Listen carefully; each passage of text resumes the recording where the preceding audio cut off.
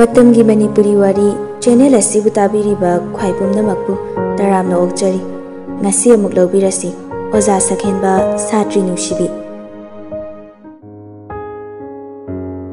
Sir Sinthalemba Madam matam amada mabu thawai ne khanjaki adubu hojikti ma yi yaknabani Rase sorry ma na maram oiraga ichagi lakadaba lambi da khonglo palobadi ai pamdi Sir Sinthalemba Madam ai su khangi Rase sorry Madam na haise pukchel yam pikpagi wadi nati adubu aina tawrise ichagi khalaga mama ama oina tawfam thokpaduni miyamna pukchel pi haina khalasu khanjasan aigi chase mapa su masa khangja haudrabani maramsina ichagi pendaba mata mama aina leheningdi Sir Sinthalemba na amu Madam ai madam na pamdaba amata tawri Rase sorina matam kharadi noi ani phajana leiko masu matik chare haiba kanda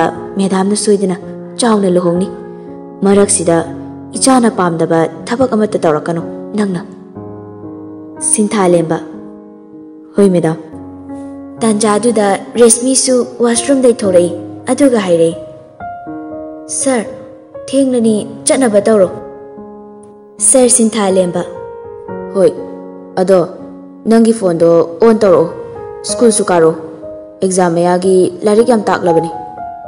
Resmi no fit tawi. Hoi sir.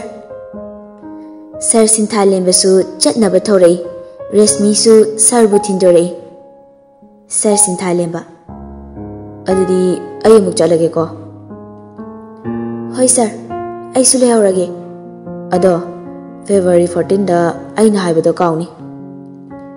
Kaure kaisu Sir Sinthalemba su magi gari du thauduna chatkre resmi ngasai mama ga wari sanabado ningsinglai aduga wakhalda khanjai mama se onthongna su fagreda aidi sir da chaidiga malure amaromdana misayana amukam dawba pukchel pi hairasu haizara sanuda aidi aigi nusibabu mingonda khaksinaroi pukchel chawbi amagumna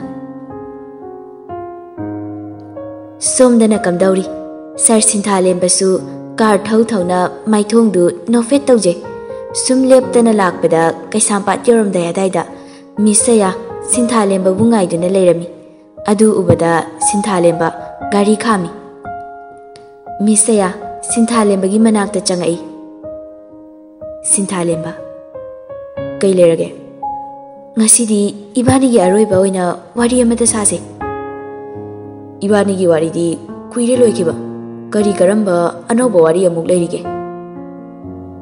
Saya nungaitana haire da nangai bu kayam kuina saukidoino Sinthalemba maya mangs da fajade gari da kakhalo Saya gari da kakhali Sinthalemba wa amata ngangdana gari du khara chikpa mafam amada thaurai mafam chaba jaga ma yenglaga gari do khami aduga anima kumthaminarei Saya matomta kapai Sinthalemba na kapkano ayeng ningde Saya kapna khumai nang aibu thajadabra Sinthalemba thajai nangbu matam amada aigi thawaidagi su hena luna khalami adubu thajaba hale haidu ifamda thoklare Hojikti ai nangbu akiba faure Sayana nangna lakiba numitto Sinthalemba kaidoraba Saya ma aigi kajinni Sinthalemba na amu yare nangi sebjin sasinaba wahi mayamdu ai taningde Saya aina haise asingbani ai bomukta thajabiyo Sinthalemba na Taning di yare, wa makatara kano habni. Saya magi phone du bag tagi lathok tuna video ma yenghalai.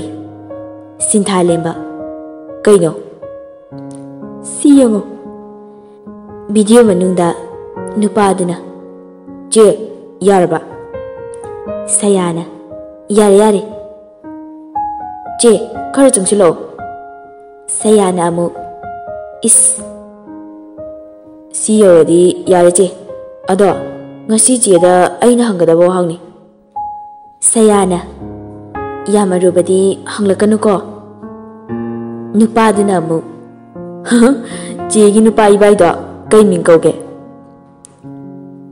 ꯁꯌꯥ ꯍꯣ ꯗꯥꯂꯦꯝ ꯀꯧꯏ ꯅꯨꯄꯥꯗꯨꯅ ꯑꯃꯨꯛ ꯀꯌꯥꯝ ꯀꯨꯏꯔꯕ ꯅꯨꯡꯁꯤꯅꯕꯗꯤ ꯆꯍꯤ 6 ꯍꯦꯜꯂꯦ ꯉꯁꯤꯁꯦ 이바니기 애니버서리니 ngasiga tharaga chahi 8 sudoini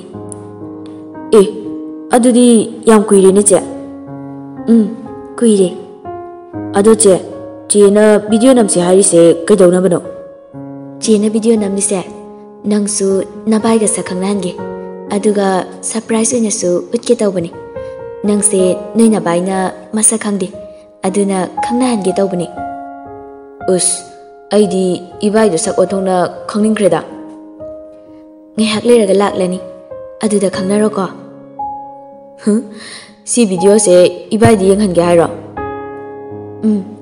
hayengwai luhonglaga yenghandoini hoi hoi yengmino he sayana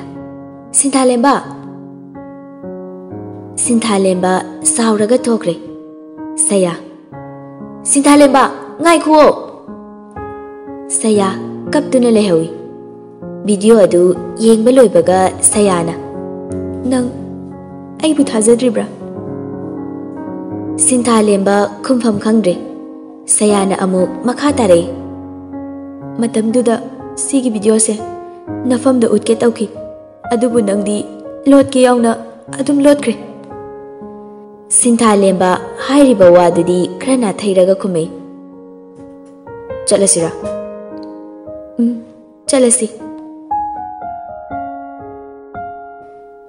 Yama you're sir Sinthalemba मसादु तौफम अमता खंगद्रे वाखलदा खली हौजी अइना तौगदबसे करिनो अइना नंगा मु हंजिनरगा रेशमीना करी करंबा फिबमदा अइ कई तौ हाइबनो अइ कन्फर्म खंगद्रे तंजादुदा रेशमी की फोन लाई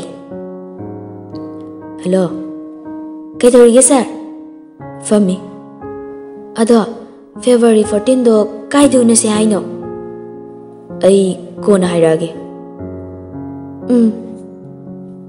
अई होरेन होइना मेसेज थारके कोक से खरा ngawi कयam kana ngamdabano अई लाउरा यारनी कैसु तौर सिंथालेंबा रेशमी की मतौदुदा नुसीबसु फावी रेशमी अई याम पाखले होरेन ngamna ngamlaktadi aingonda paw hairau ko Sinthalemba हाइरके फोन थमक्रे सर सिंथालेंबा मसादु तौफम अमता खंगद्रे करी वाखला बनो खंगदे मागी कादगी यू बोतल अमा लौथोरागा मखुतना पाइरगा केमते याउदना थकपा हौरई मतम कुइना कारुद्रबा मथक्ता मुका खलई मथकी कागी थोंगदु तपना हंगदुई मनुंगदा सयागी फोटो मयाम अमा गिफ्ट मयाम अमा लेरमी सिंथालेंबा येंगना मपी तारई अई कइदौ हाइबनो हौजिक नंगीदमक अइना लेपलगा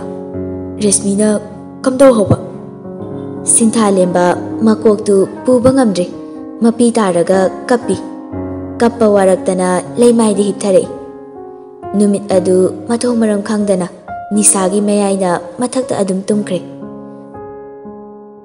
असुमना नोंगाले सर सिंथालेंबा स्कूल चट्रे सयासु फोन तौरई सिंथालेंबदा रेशमीसु चप माने अदुबु मोय अनिगी कॉलदु अमत्ता पाइद्रे रेशमीसु स्कूल चते नुंगथिल मतमनी रेशमी थबक चिनबई पाइद्रि जाला नत्रगा कइदौरा जानोने रेशमी मेसेज थाजिली सर सिंथालेंबा कई हाइगे रेशमीना नंबु सीरबो सर सिंथालेंबा अई थबक रचिनबा अदुदा तौबने रेशमीना February 14 दो हंजितने सर सिंथालेंबा खंगे रेशमी ꯇꯣꯛꯑꯁꯦ ꯍꯥꯏꯔꯣ?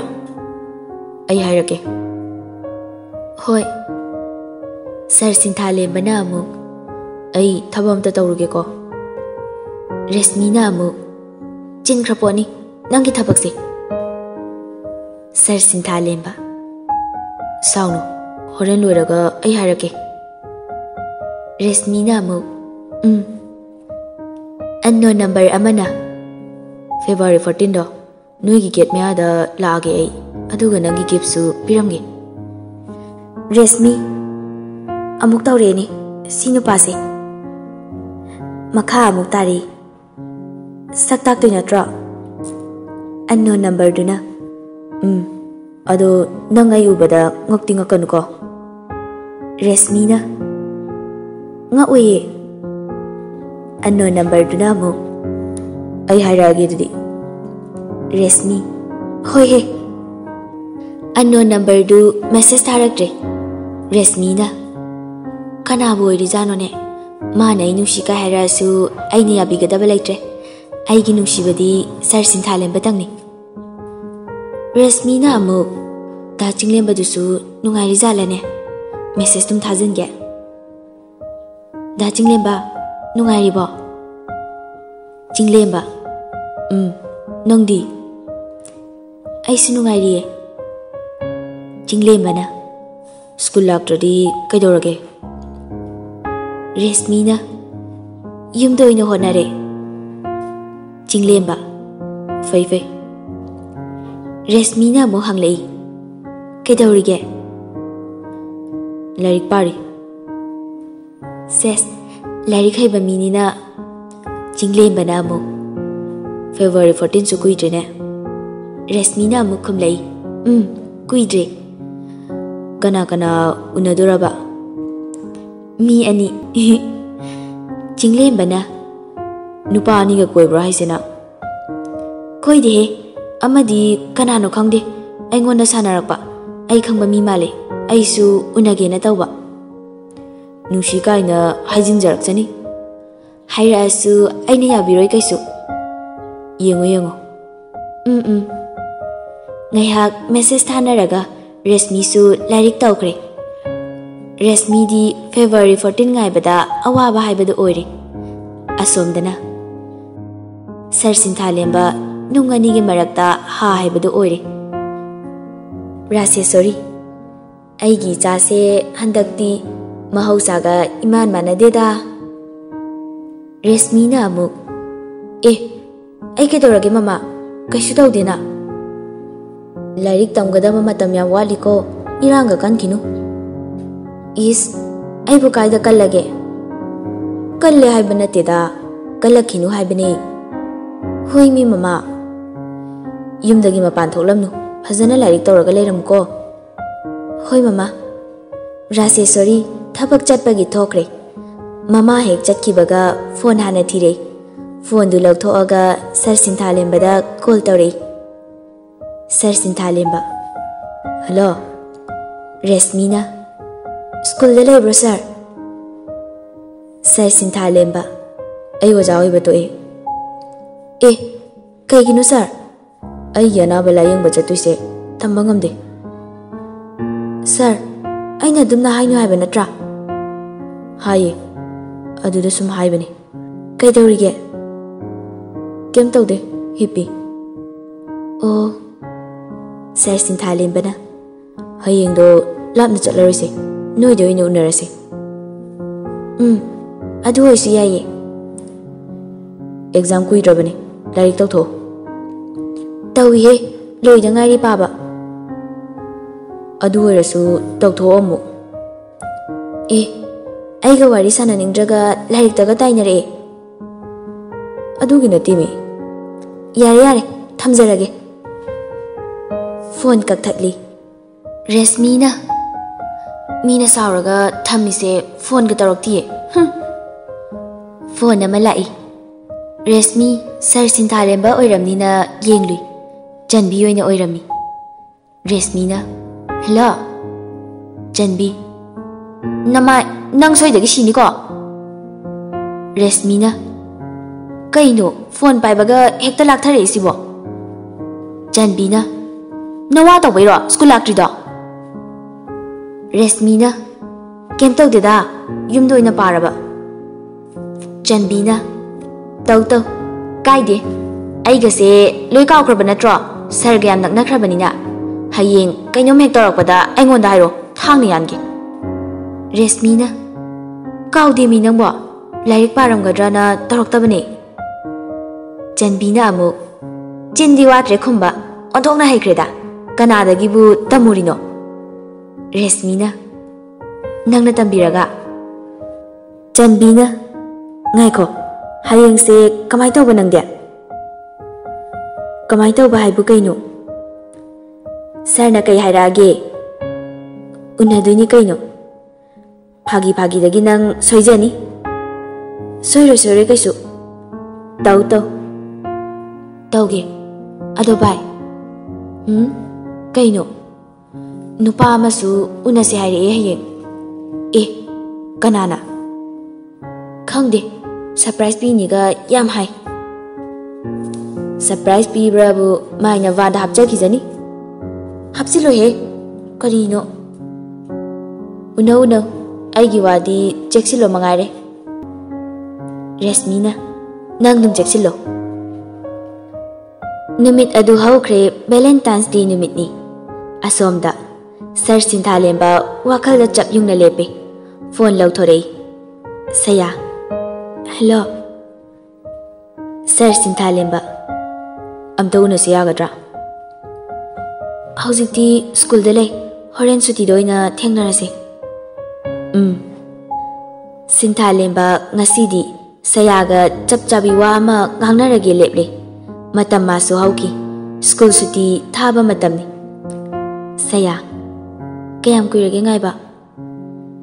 Sinthalemba kuidri lao aswaya coffee mamam thaaga wari sanaruse.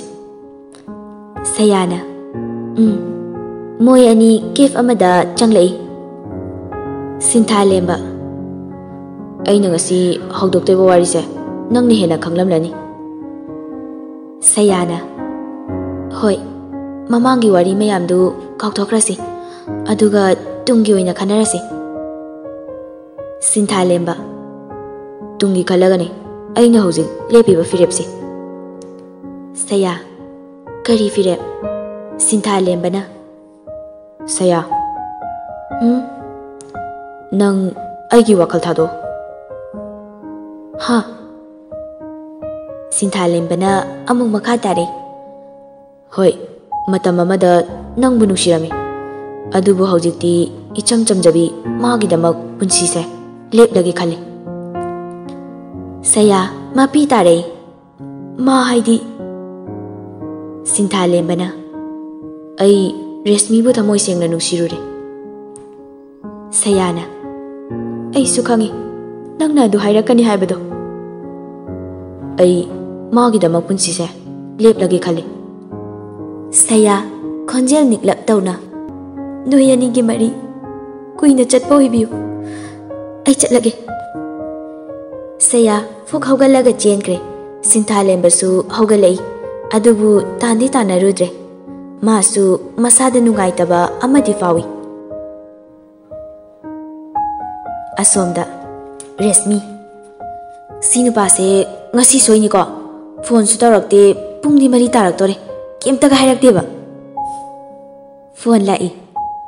Sir Sinthalemba ai lage. Resmina lao makeup ka magun mang tharaktore. Sir Sinthalembana get me adale ramo ai lai. Resmina mu hoi. Resmi get me ada ngai duna lei matung dagi tapna. Resmi maning on thorai. Da chingleba nang di kai da chatlurino. Thabak ama sum lakpani. Kai thaba nang na khangloi. Aina khangdaba thaba haiba. Kana ngairino. Mi ama nang sai ngairiro. Hai tare. Chinglemba pocket ai phone lauthorei aduga call tawi. Resmi hello Chinglemba Aini Resmi ngai Resmina Da Chinglemba Matau karamna Chinglemba na Ai nangbu tamoi singna nuksirei adubu ichil sinadi phongdokpa ngamjade aine school gi exam thadriba nanga class puningbagini aine nangbu yam nuksi Resmi da Chinglemba aidi nangonda ahenba wakhal kaisu khaluba leitiye aisu khangi nangna adumna hairakani haiba adubu aigi thamoida tariba nuksi mami sidi nang khaktane da Chinglemba ai kai hayu haibano nangna yaningdrabasu kaide karigi wafam si mangjongna khangan biraktrino nupa oijarabasu ai nangonda nusi pami haibada ichil sina phongdokpa ngamjade Resmina amuk haujiti ai mi amabu thamoi sengna nusiruri aigi wakhal thadokpiro Chinglemba magi wahaido tabada kapakhi fare aigi nusibase kana khanganda checksina thamoi nungda thamlage ai nangi nafamda request matang di tawjage hekta ayo da Chinglemba matam kuina nangi nafamda sinage kana checksina thamjarapa posak ama nangi nafamda pizage simatangdi lokshin biyuko Chinglemba pocket tagi box macha ama lagthore Resmi su box tu da munna yenglai Chinglemba box tu tapna hangdore Resmi su madu ubada mapi takiba khangaude Chinglemba khudop tu lagthoraklaga simatangdi nangi nafamda aina sijabage ayabadu pibiyu Resmi khangle Chinglemba na mabu kyam nuksijai haibado Resmi su khudop si tangdi maning tamna sijarasunu khanduna athingba birudre Chinglemba mitlu pirang sinthana nuja magi makhutta khudop tu sibirei Resmi mamai lekhalakpada Sinthalemba lepaga leirami Resmi Sir Sinthalemba mai leithoki aduga tapna chatki Resmi Chinglemba hungdoklamlaga Sinthalemba manak tamna changlei Resmina Sir amukta ngaikho aigu wase amukta tabiyo Sinthalemba chatpasu lepta mapisu tai Resmi su khangaudana Sinthalemba bu matungdagi kolai aduga hairi Sir ai sir yaudana hingba ngamoye Sir ai sir bu nungsiye ai sir nataba atopa kanabusu nungsidiye sir si hairaga kapai Sir Sinthalemba su nungaitre maning onthorei Sir Sinthalemba aishu nang nungsiye Resmina Sir Sinthalemba amadi Resmi karda tongkhatuna chatkre Chinglemba su mitlu pirang ihauna yengduna lehawi Sinthalemba ga Resmi ga chatkriba adu moi anigi nungsi panthung yaunaba chenba haibadu oiki Resmi ga Sinthalemba ga hiplaga lei Sinthalemba nang phone du amta pirone Resmina se Sinthalemba summetli magi phone du Sinthalemba na nangdi aigi photo ga se lona namlamni jatnine Resmina namini kaino Sinthalemba aise kayam nungsibai natra ngasi bani chelise Sinthalemba Resmi gi phone flight mode ta thambadu on hangdore Resmina kaino tawridubo Sinthalemba hoi tumi leyo mama phone tawak tare tawroi kaisu ibanu na hojik leirise ahum tadrobani Sinthalemba phone du magi number da call tawsili Sinthalemba na aigi ming save ku tawse oja sakhenba kaina thami nangko ayami ka halakano nangi dusu piro ayamte yenge yade phata batawnu ko Resmina pai Satri nungsibi ka haye. Ibani se yam janana save ka tawamra. Resmina Oza Sakenba Sinthalemba na amuk Satri nungsibi. Moi ani pena nokmine numit ado moi anigi khwaidagi nungaiba numit habado oiki. Asumna machanupidu chelabanina kaidi upai le. Sir Sinthalemba layeng bahalakpaga luhongnaba haiduna hainare. Sinthalemba su chatni haibado chatre mathangi numitta oina chatpa taki. Asumna chatpagi numitni airport ta. Sinthalemba chatlage ko fazana leiramo. Resmina Sinthalemba na amuk ma'am ayamu Rasesari Anabado Tiekta Kaitana Farakpo Uyuko Sinthalemba Madam Sinthalemba su Change Haiduna on Thorakpada Lapna Nupiyama Midlu Pirang Sinthaduna Yenglaga Lerambadu Urei Madu Atai Kanasunati Miss Sayani Sinthalemba su Ushinada Basaduna Magi Anaba Fanabagidamak Manipur Tadoki